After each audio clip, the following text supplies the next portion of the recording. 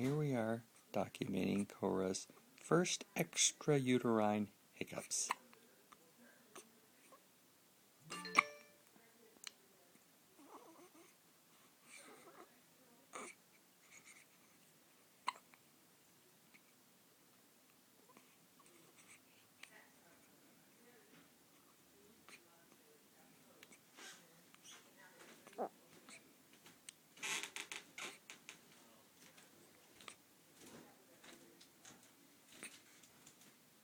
Is she still hiccuping?